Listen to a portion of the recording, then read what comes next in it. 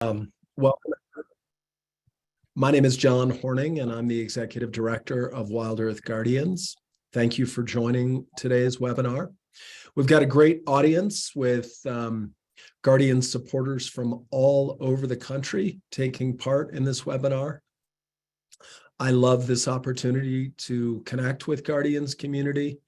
As we learned from the pandemic, the virtual is a great medium for connection. Not as great as in person, but I really do appreciate the opportunity to create a real sense of belonging and community with Guardians members and supporters. So thank you for showing up today.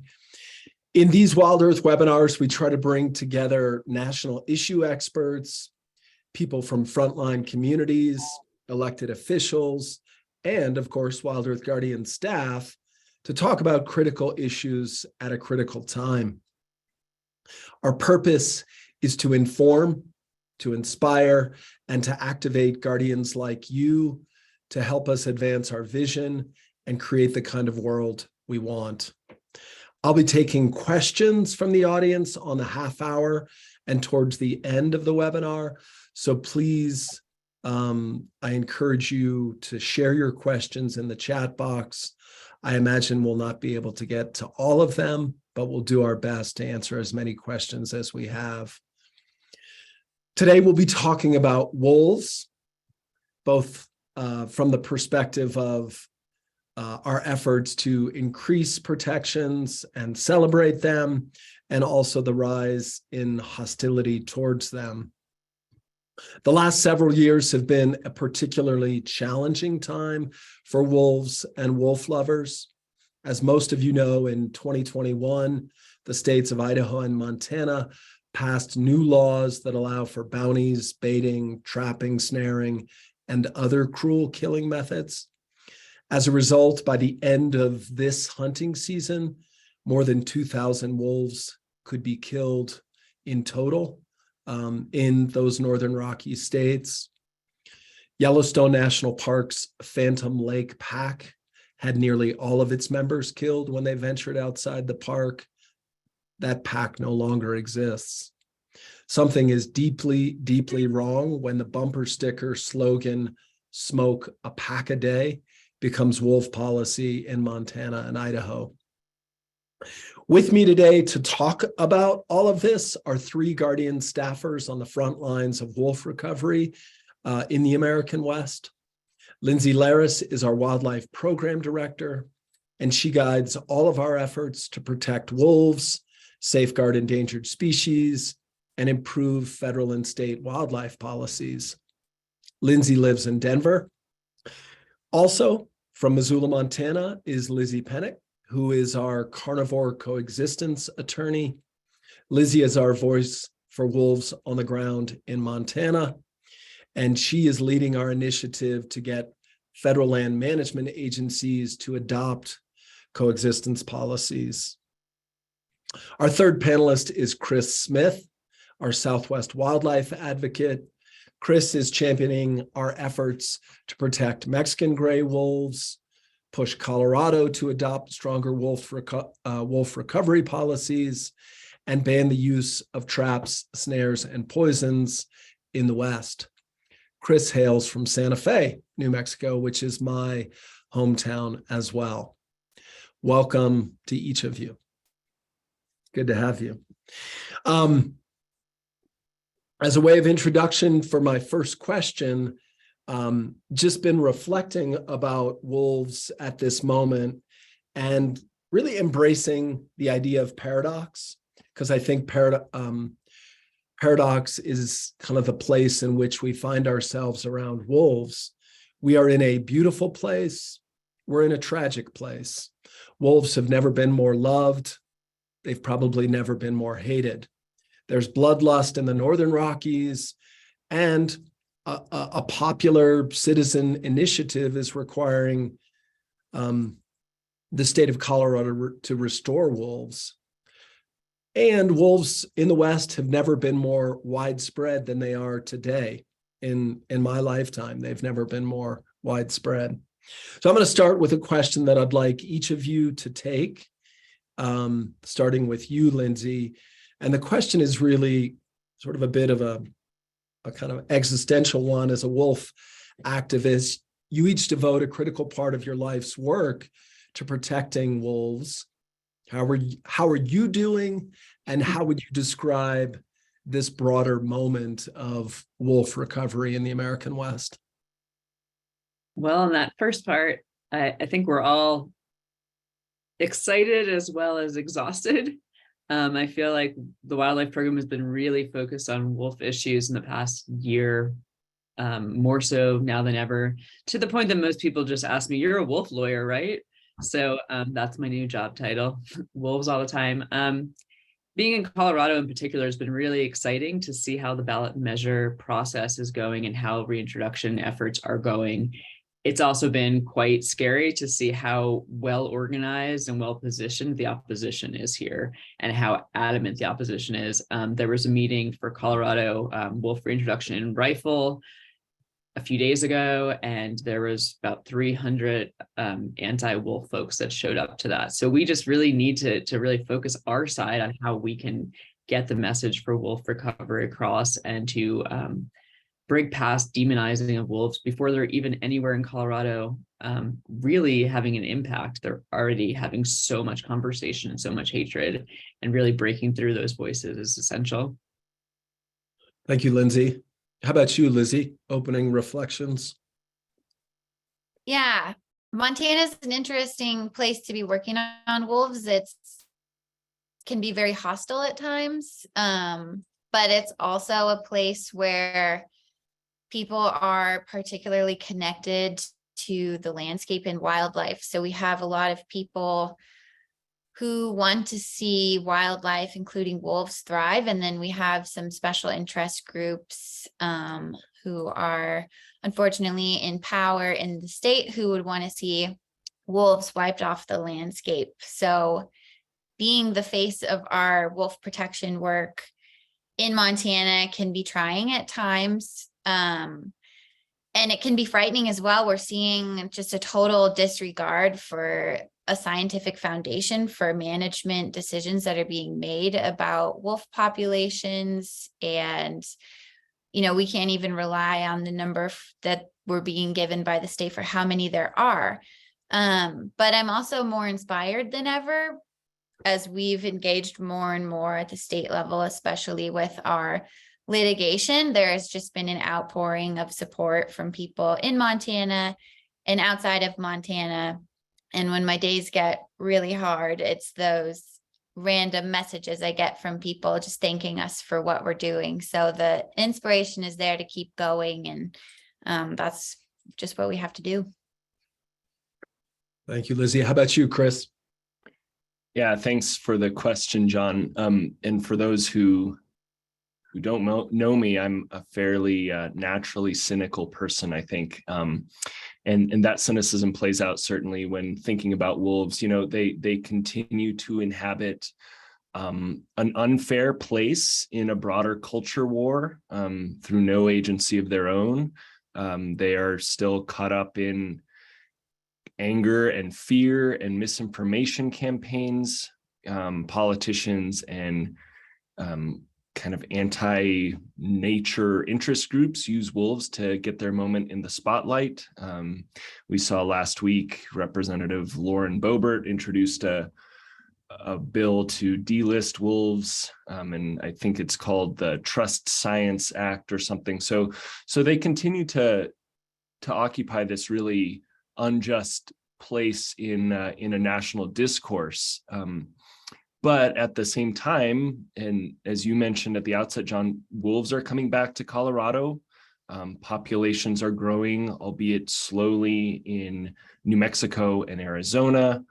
9 of the 11 Western states in the lower 48 have wolves established in them, which was nearly unthinkable 30 years ago. So those two facts combined, I think, allow us to kind of take the test. Can people have the humility and the forethought and the broader perspective needed to coexist with the wild? Because coexisting with wolves is kind of the greatest articulation of that test. So I'm optimistic that we can pass it, and I'm glad that we are able to confront it. Well, thank you each. We're going to get to policy and politics and law around wolves momentarily. And I think it's really important to ground it in the personal. So thank you each for your reflections. We are going to try and cover a lot from north to south. And so here we go. The situation in the Northern Rockies is really quite appalling. And as a wolf advocate once described it, we're dealing with forces who are unrepentant, unapologetic, and unsympathetic in their perspective to wolves at the state level. And they're unleashing a war on wolves in all the Northern Rockies states. I'm wondering if, Lizzie, you could describe what's happening and how it came about.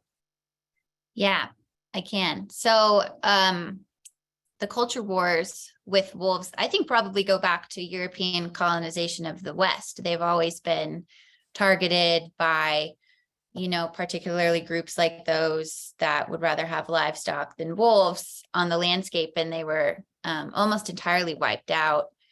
And then after being listed in 1973 on the endangered species list, they started to rebound. But the culture wars, I think, that we still see today really began in the mid-90s when federal reintroduction efforts put wolves back into Yellowstone and into central Idaho, which a lot of people in the Northern Rocky states took as an affront to what they see as their individualistic lifestyles. And there's still a lot of hatred born out of that today, as that wasn't that long ago. After that reintroduction, they dispersed throughout Montana, and they were still listed until 2011, when a Montana senator congressionally removed them from the endangered species protections that they had enjoyed for so long in a budget bill. And so that's when Montana took over wolf management. But I don't think it was until 2020 when the wave of Trumpism swept the country, and a reflection of that at the state level was our governor, Gianforte, taking office, stacking the Fish and Wildlife Commission, which is the decision-making body for wildlife management decisions, including wolves. It's stacked with campaign supporters who have no experience with wildlife or with wildlife management. And a similar thing is going on in Idaho. And so in 2021, we saw both states severely liberalize wolf hunting and trapping, allowing huge portions of each state's wolf population to be killed recreationally, which, doesn't account for all the other types of mortality like poaching and killing by the federal government. And they also allowed a lot of unethical hunting practices, which haven't been allowed in these states in a long time, like baiting and snaring and hunting at night, among others. And we're seeing this again. I can speak specifically for Montana. We're seeing a few people in the legislature pushing these anti-wolf bills that take away even the discretion of the commission. So this is just not science at all. This is legislators deciding what can happen. And then when there is discretion, it's a group of special interests representatives on the commission that are making these decisions. So far this season in Montana, and 191 wolves have already been killed, including 6 in the area north of Yellowstone, including several that were collared. And that's the same area where 21 wolves were killed last year in Montana that were Yellowstone Park wolves. So it's just slaughter from north to south in Montana that is sanctioned and encouraged by the government. Yeah, it's really remarkable to see how much Montana has changed. Montana was once a place with a proud wildlife conservative, but still abiding by the science. And it's all that has changed dramatically in the last decade or even less. So appreciate having all that historical context, which leads us up to what, and I'll ask you, Lindsay. I think a bunch of our audience are really interested to learn more about what we've done and what we are continuing to do in state courts to address the wolf wars in Montana specifically. Yeah, as we've seen these bills coming about in the past few years and policy changes in Montana, Guardians and some other groups are really looking at what can we try to do now to actually fight against dead wolves on the ground. While there's relisting efforts, we're seeing season after season individual wolves being slaughtered, and that's very troubling. Even if the population itself wouldn't be completely extinct in a year or two, we do not want to see these dead wolves. So we have been working to figure out a state strategy. In October, we filed a lawsuit against the state of Montana, claiming there was violations of both state law and potentially some federal law hooks in there. While we had a temporary restraining order for 10 days, we did not get our preliminary injunction, which doesn't mean that the case is over. It just means that we did not win that one part of the case. So we're continuing to push this litigation in the state of Montana to try to get changes made. While that's been pending, Governor Gianforte actually directed the state Fish and Wildlife Department to do a new wolf plan. They have not revised their wolf plan since 2001. While they're supposed to be doing it every 5 years. So it's been a very long time.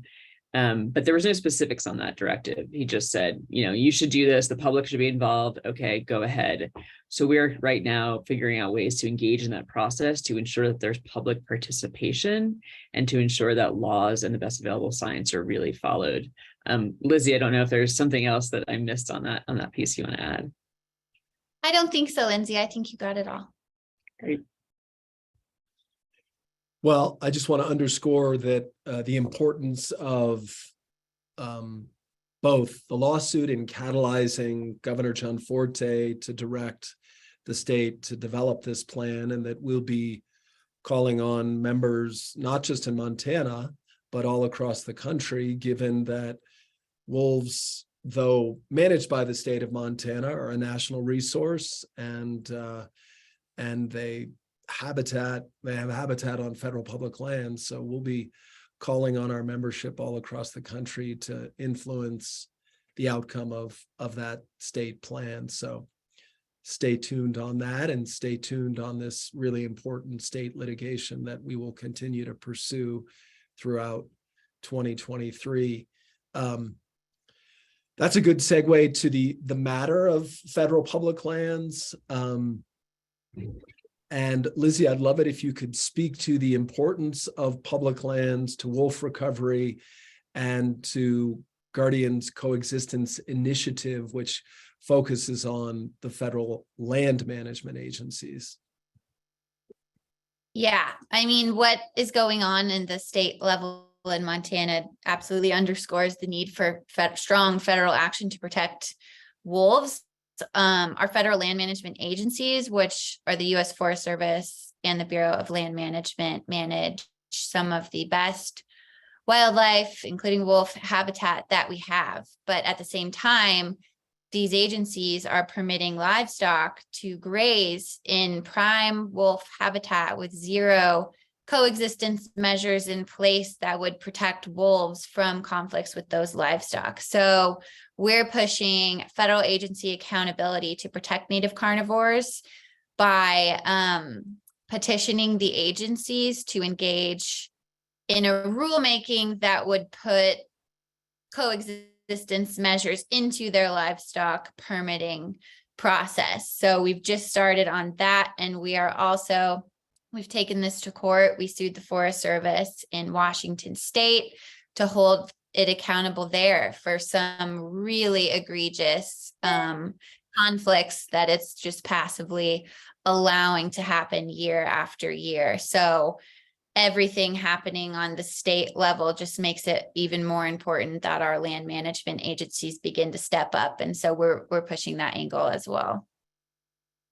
I'm really excited about this initiative. As you noted, the federal agencies kind of have historically abdicated any responsibility for nurturing or driving coexistence. And so I think we're just at a time and place where it's an inflection moment, and we really do need these federal land management agencies not to be passive actors, but to really own their responsibility to care for the wildlife that inhabit public lands. So it'll be exciting to watch the trajectory of this initiative as we build more support within the agencies and within the public at large to create rules and regulations that require the federal agencies to care for wolves and other carnivores on public lands.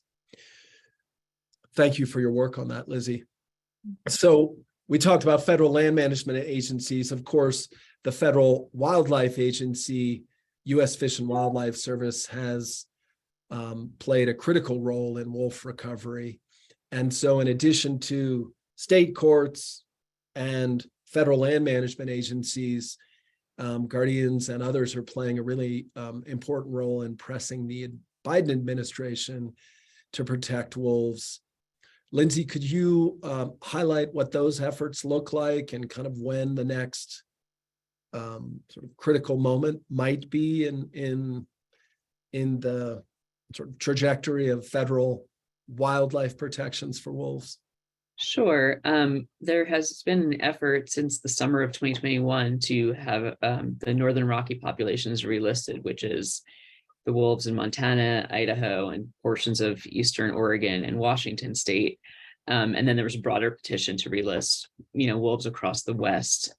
In general, we have a positive 90-day finding, which is part of the ESA listing process that came out in September of 2021. So now well over a year ago.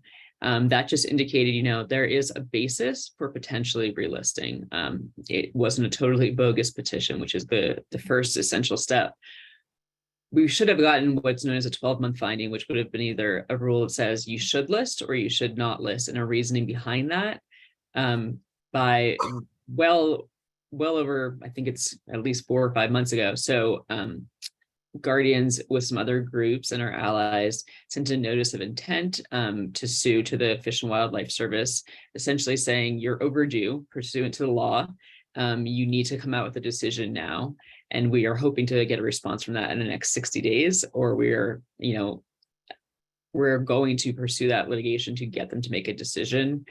That is what we're waiting for right now. And additionally, we've had so much support from supporters around the country urging Secretary Deb Haaland to relist wolves, saying, there's threats out there in the Northern Rockies. It is not appropriate at this point for the states to be in charge of managing them.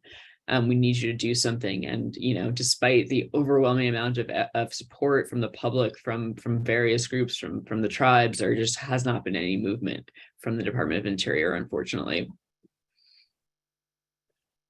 And do we have a sense for, we probably don't, but do we have a sense for when the next critical moment will be, or what the next critical action is to get Interior Secretary Haaland to take action on that? So we're going to get a decision from Fish and Wildlife Service at some point. It's either going to be positive or negative, and it's overdue. So it should be any day now. But whether it will be or not is, it's a question for them. There's long been issues with getting the Fish and Wildlife Service to abide by the Endangered Species Act statutory deadlines. So we are waiting, and we are hopeful that any day now we'll see some decision. Great. Well, I just want to encourage our audience to take action. I'm hopeful that in the chat box, there'll be a link to an action to write to Interior Secretary Deb Haaland, urging her to relist wolves in the Northern Rockies.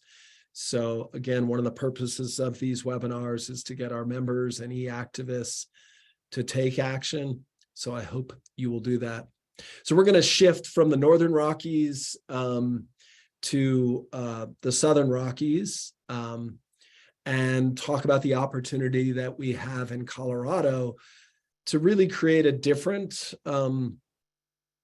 playbook for wolves and for coexistence in the West.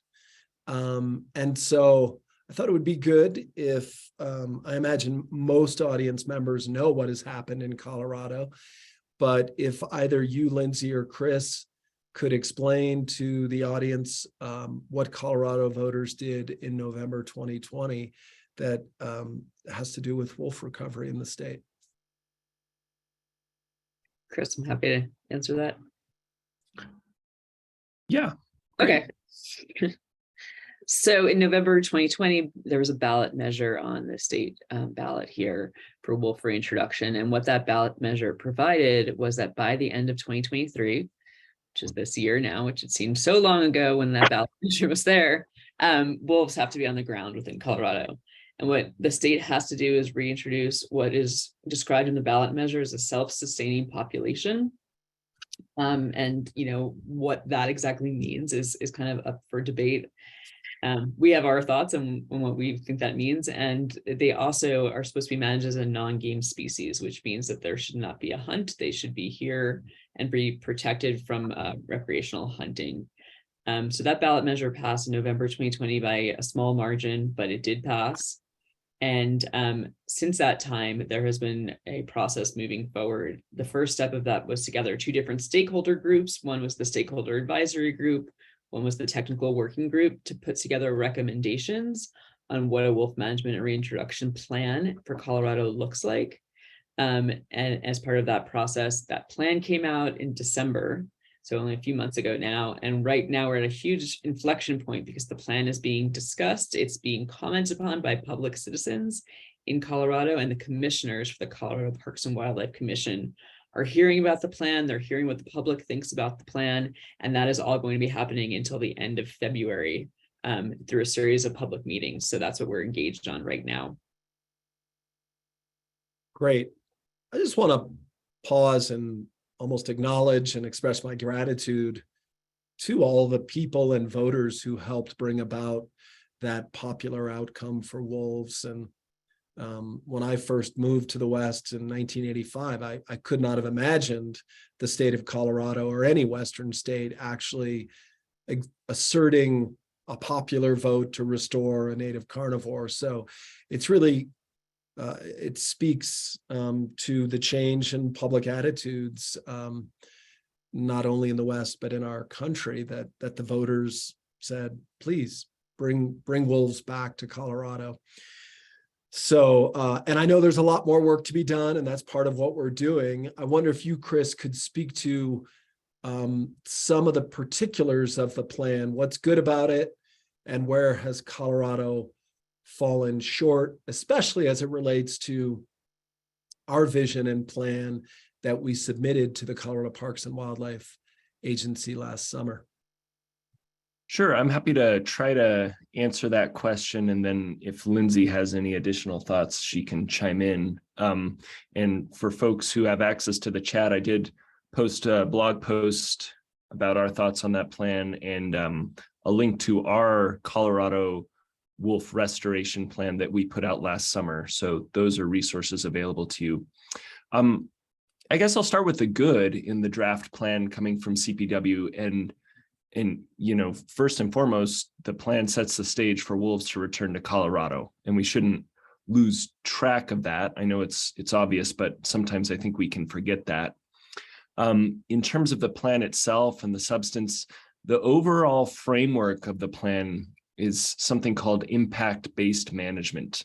And that essentially means that there isn't proactive, quote unquote, management of wolves unless and until there are impacts from wolves. And so at its most basic reading, wolves can live wherever they want. They can roam, and there can be as many of them as we need. And that in and of itself is good.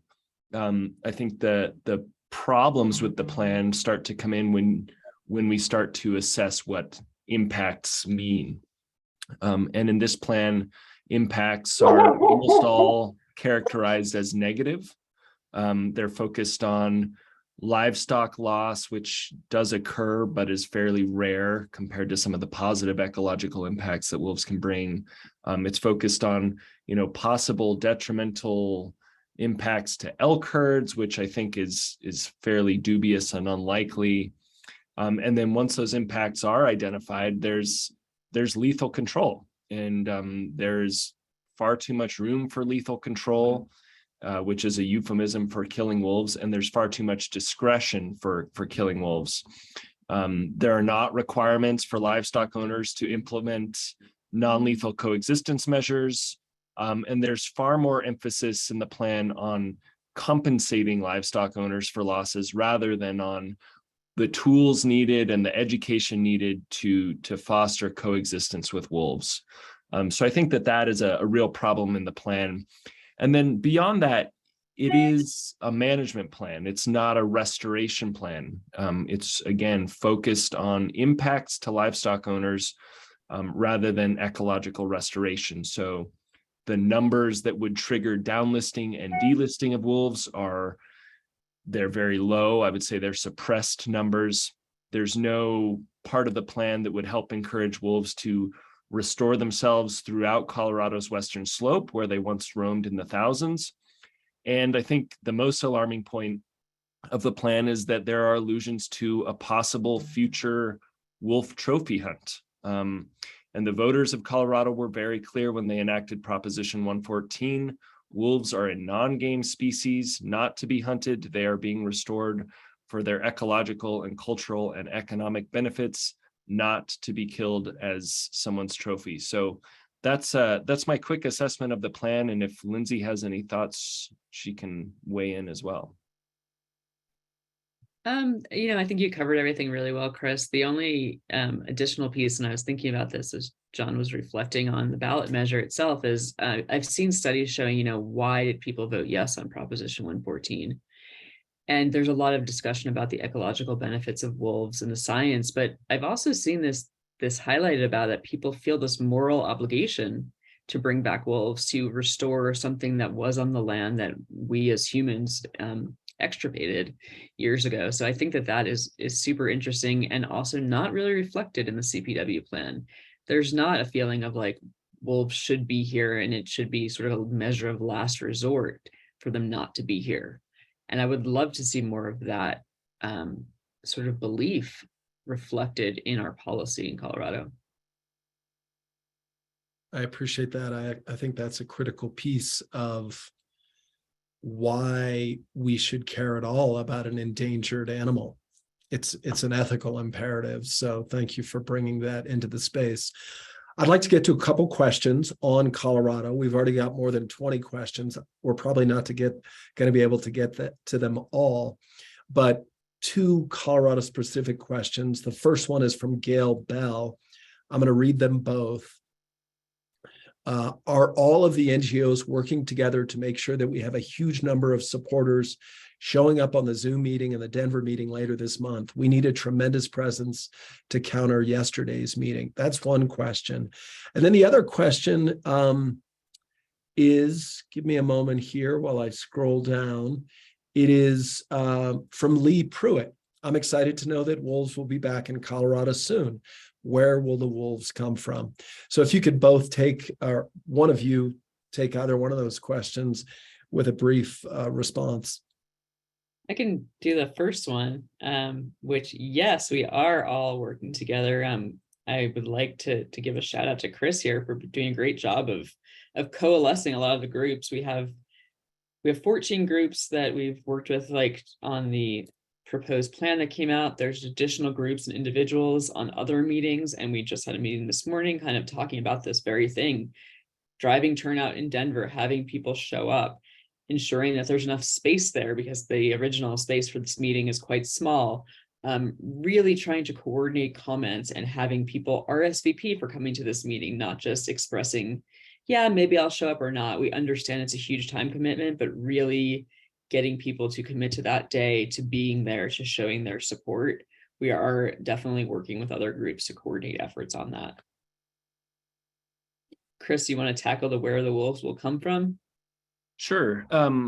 So it's a little bit up in the air, but the wolves that are coming to Colorado are going to either come from the Northern Rockies states, where they are, as we've discussed, at risk of persecution and slaughter, unfortunately, or they're going to come from Oregon or Washington, which also have wolf populations. So we're going to see wolves coming from the Northwest or the Northern Rockies into Colorado. Some of the Northern Rockies states have made kind of rhetorical stances about not wanting to send their wolves to Colorado because they don't want to inflict pain on Colorado ranchers. And this is simply a rhetorical device that I don't think has any legal traction, but it could be that Colorado opts to bring wolves in from Oregon and Washington because of that inflammatory stance by the Northern Rockies states. Great, thank you for that.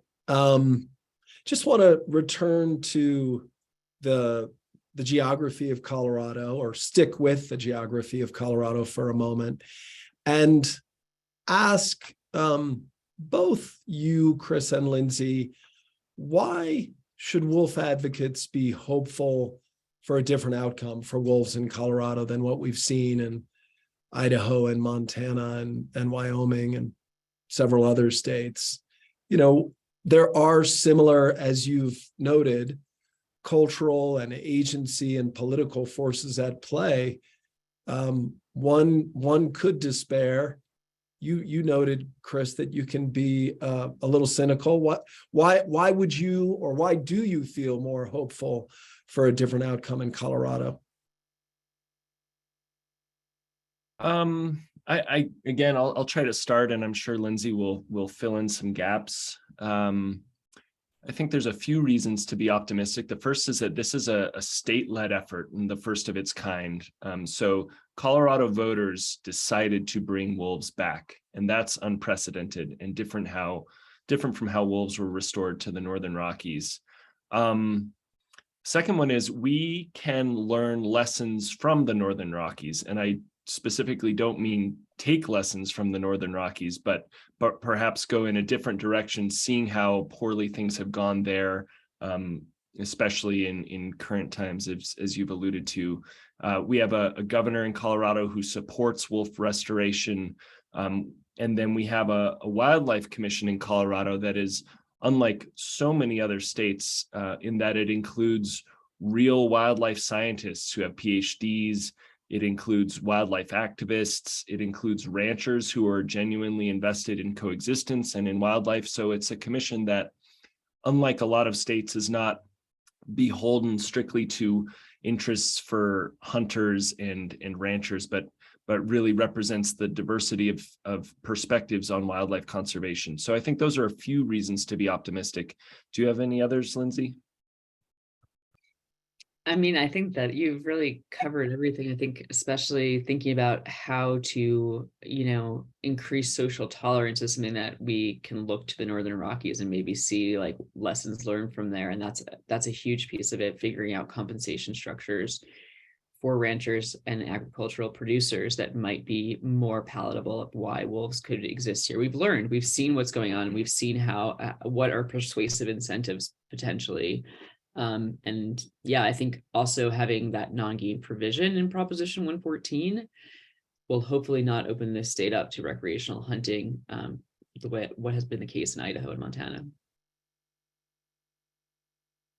I want to take one more question from the audience before we move further south and talk about Mexican gray wolves here in the Southwest. This one is relevant specifically to Colorado, but I think also more broadly. It's from Melissa Baleda, and she asks, regarding the anti-wolf movement in current culture and politics, does Colorado have a plan in place for the identification and prosecution of people who will undoubtedly target wolves once reintroduced because of their radicalism, politics, stick it to the government by killing wolves leanings?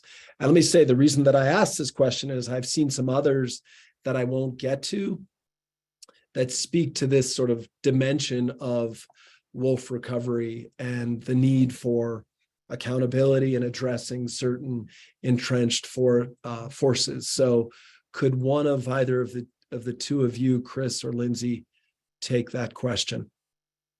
So I will admit, and maybe Chris knows more than I do, I don't know what the criminal liabilities are for taking a protected species in the state of Colorado. As long as they remain protected at the state level, it is unlawful to take them. And I think that that is sort of an idealistic framework, but also you have to have that accountability and people that want to enforce that. And I think that the more that the citizens of the state can really demand of CPW, demand of prosecutors, potentially, if that is relevant here, that these are serious crimes, that is super important, keeping the pressure on from the public to make sure that if there is something that happens that violates state law, it is followed up with and it is not just brushed aside. Chris, I don't know if you know any better on that point. Yeah, I'll chime in a little bit. Colorado does not have a specific plan pertaining to protecting wolves from poaching, but I have a lot of thoughts about the cultures within wildlife agencies. One of the more positive thoughts I have is that they take poaching very, very seriously. I don't think they reflect all of our values as well as they should, but my experience is that wildlife agencies and their staffers do deeply care about their ability to catch and prosecute poachers. And I think that bodes well for Colorado's wolves. Great. Well, I can just say, having worked on a case that involved the prosecution of someone who killed a grizzly, and the roles of, as you spoke to, law enforcement agencies in the wildlife arena and at the U.S. Attorney's Office level, it's a complex matter and it's a difficult one. And I think the more that citizens speak out on the need for protecting wildlife, the more likely law enforcement officials will feel like there is political and public support for them to enforce laws that do protect wildlife. So I'd like to get to some more questions, but first we're going to head south from Colorado to my home state and the Southwest to talk about Mexican gray wolves. And this is Chris's area of expertise. And as he knows, next month is the 25th anniversary of the reintroduction of Mexican gray wolves to the Southwest. And I'd love it if you, Chris, could speak to how Lobos are doing as we approach this critical milestone. I would be happy to. I would also say, John, even though this is my area, this is also your area. So if you have thoughts, I would welcome them, of course. Recovery of the Mexican wolf is going slowly and in some ways reluctantly from a federal agency perspective, I think. The pattern of policy wins is that WildEarth Guardians and our allies sue the federal government because their recovery plans and their management rules are inadequate. We win in federal court. The federal agency does the bare minimum to kind of placate the court and simultaneously bow down to anti-wolf interests. We go back to court, we sue, we win, the feds do the minimum again. So it's a pretty draining process, and I think wouldn't have to be so if U.S. Fish and Wildlife Service and the state agencies in New Mexico and Arizona were more invested in Mexican wolf recovery. That said, there are about 200 wolves on the landscape, and we'll have a better sense of exactly how many in the next month or so when they complete their annual count. And that in and of itself is good. 25 years ago at this time, there were 0 wolves on the landscape. So it's hard to discount that. But there are major concerns as well. The agency, the U.S. Fish and Wildlife Service and their partners, has removed nearly as many wolves as are on the ground now over the years. Some of those removals are live removals. Some of them are lethal removals. And those almost always come at the behest of livestock owners who are complaining that wolves are taking livestock. Mexican wolves are still designated as non-essential to the recovery of the species. This continues to baffle me. This is the only wild population of Mexican wolves in the United States, and the very agency tasked with recovering them doesn't think they are essential to recovery. U.S. Fish and Wildlife Service almost never releases adult wolves. They put captive-born wolf pups into wild dens, which is really cute and charming, but not super effective in getting new genetics into the wild wolf population, which faces a genetic bottleneck. If you were to take any two random Mexican wolves from the wild and tested their DNA, you would find that they are just about as related as brother and sister. And that, as anyone knows, is really problematic. Genetic diversity, like all other diversity, breeds resilience. And right now, Mexican wolves do not have that. And then there is this arbitrary political boundary. Interstate 40 is the line above which Mexican wolves cannot cross. And if they do, they're captured. It is not a biological boundary. It is not an ecological boundary. It is merely a political boundary, and it's still in place. Yeah, I'd like you to talk more about that in a moment through the lens of one particular wolf. But I will offer that one thing that distinguishes wolf recovery in the Southwest relative to the Northern Rockies and Yellowstone in particular is that when the Fish and Wildlife Service proposed to reintroduce wolves in the Northern Rockies, they had the benefit of the geographical and political leadership of the National Park Service. 2.2 million acres of Yellowstone National Park, our nation's first national park, probably our nation's most popular national park, at least in terms of in the public psyche. And so that really helped in terms of narrative. The public understands the importance to restore species that we've eliminated from the landscape. And I say the public writ large. And so that was really a critical part of how and why wolf recovery in the Northern Rockies was at least initially successful. There was physical space in which wolves could be reintroduced. And we've never had that in the Southwest. And though we have America's first wilderness, the Gila wilderness, and lots of public lands, the overwhelming majority of that public land is grazed by commercial livestock with entrenched ranching interests, as you spoke to, Chris. And so that has just made wolf recovery in the Southwest incredibly fraught and challenging. So we're dealing with those challenges in lots of different ways, including through permanent retirement, which is a matter we'll raise in another webinar in future months.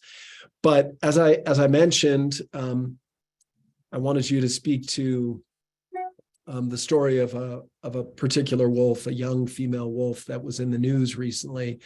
If you could describe why she was in the news, and then you noted it, but what her story illuminates about what is specifically wrong with wolf recovery, one dimension of wolf recovery here in the Southwest. Yeah, there's a young female Mexican wolf named Asha, who is part of the Rock Prairie Pack in southeastern Arizona. And Asha went on this tremendous journey. She left her home territory and she went through Laguna Pueblo, which is where Deb Holland her ancestors are from, and she popped up near Moriarty, New Mexico. I have a sister who is a wildlife biologist who lives there, and she texted me and said, I just saw on this map, there's a wolf near me. And I said, oh, wow, is that the wolf that I've been looking at for a while? And sure enough, it was. This wolf traveled nearly 500 miles. She continued her journey all the way up through Las Vegas, New Mexico, and to Angel Fire, New Mexico, which is about 40 miles from Colorado. And her journey really sparked tremendous excitement from the conservation community and the wildlife community. She kind of inspired this notion that Mexican wolves do deserve to go throughout their historical range and to colonize new suitable habitat. And she wasn't causing any problems at all. Unfortunately, the Department of Game and Fish here in New Mexico decided that she needed to be captured per the policy of wolves crossing north of Interstate 40. And Asha is now in a holding pen somewhere waiting to be sent to Mexico, which is tremendously ironic because Trump's border wall prevents Mexican wolves from going north and south across the Mexican border. So rather than allow fair passage for wildlife and human communities to interchange across the border, we've prevented that, but we're going to pay tremendous money to ship a wolf to Mexico who was happily being wild. And I think the story illuminates the reluctance to recover lobos and a broader reluctance towards the wild. Asha was doing exactly what a wolf is supposed to do. She was roaming to find a mate, to find new territory, or to eventually return to her pack. And she was captured because she was enacting her wild instincts. So if we let wolves be wolves and stop removals, stop killing, stop boundaries, they would recover numerically and geographically very quickly. And it's humans that are preventing wolves from recovering. Thanks for sharing all that. And her story really does speak to what is beautiful about wolves and the yearning to explore in search of, frankly, who knows what, but what is wrong with wolf politics and wolf policy. So, all right, I want to do some rapid fire questions. We've got almost 30 in the chat box. We've got about 5 minutes before some closing reflections from each of you. I'd love to hear, like in 30 seconds from each of you on this question. This one's from Polly Reitz. What do you think is the single biggest obstacle to successful wolf recovery in the US? Jump in. I can start. I think it's probably the political entrenchment of anti-wolf interests in the federal government. Groups like the, Cattlemen's Beef Association and others that are anti-wolf have been powerful in this country for a long time, and they're very much involved in the decision-making going on. So that's a big power that we have to fight. Lindsay, Chris, quickly. I think that, as I mentioned at the top, the role that wolves play in the cultural discourse at a national level. So, there were 300 anti-wolf voices at this meeting in Rifle, Colorado yesterday. Almost none of them are ever going to encounter a wolf, be impacted by a wolf in any way except possibly a positive one. And yet there they are, opposing wolf restoration for cultural reasons rather than real reasons. Lindsay. Kind of to add to that, I think that change is very hard, and trying to convince people that the way that we've been doing public lands grazing and agriculture for many, many years needs to change is very hard to fix, and it will take time and it will take a lot of pressure. I appreciate you framing that in the broader sort of notion of change. Think about how we all struggle to change in our own lives, and societal change adds complexity and layers to how change happens. And as change agents, we have to think about how we can drive change, especially when we're dealing with entrenched mindsets. All right. This one I'm going to give to whoever wants to take it. David Fiedler. How is it that ranchers and hunters wield so much influence on wolf policy? Is it because they're the loudest voice in the room, the most politically connected to the current power base, or are there other factors? Is the pro-wolf constituency simply not active enough? Well, just to jump in, I think it's because it's the status quo. It's the status quo to keep, to allow that ranchers to be kept happy. It's been the way it has been for a long time. So changing the status quo is a lot harder than doing the right thing necessarily. I do think they also have powerful lobbyists. I think there's a lot of rhetoric out there that we as a movement need to figure out a way to break through. To try to change a narrative. It's a very good story to be able to say, my farm has been impacted. We don't always have those kind of personal compelling stories, and we need to figure out how to make it our story more resonating with everybody. Can I just quickly add in, it's the status quo because of how wildlife agencies were set up, which was to serve hunters and livestock interests. And so it goes well beyond wolves. It's all wildlife. And wolves just happen to be in the crosshairs right now, but wildlife agencies were set up to protect ag interests and propagate elk and trout. And we see that continue. Great, appreciate that. Here's a comment, but I'd love for one of you to respond to this. It's from Gail Bell. The U.S. Fish and Wildlife Service has been appalling with regard to Mexican wolf recovery. Here's her additional comment that I'd like to hear a response to. We also need to be prepared to file a lawsuit if ultimately CPW fails to follow the intent of Proposition 114. Lindsay, you want to take that before I think you need to step off? I do need to step off, but you know, we I mean all of the conservation groups are looking at all the potential implications of a plan and how we might go pushing back against that plan. So we are prepared to take actions as they are necessary and as they are legally appropriate. That is my lawyer speak response to that. Great. But thank you so much, John. I'm going to jump off now. Thank you for everybody for watching, and appreciate all your questions. Feel free to reach out. Thanks. Thank you, Lindsay. All right, we're going to get just a couple more questions before closing reflections. So this is a broader theme here I see in the questions. I'm going to ask Melinda Hirsch's question. Why is Deb Haaland refusing any action? Having written close to 25 letters to her, I find writing again rather senseless. What are the political forces at work that keep her silenced and inactive? And I would just say, as you, Lizzie, and Chris think about a response, what would you say an appropriate additional action might be that Melinda and others who've raised similar sentiments could take beyond writing to Deb Haaland again? You want to go, Lizzie?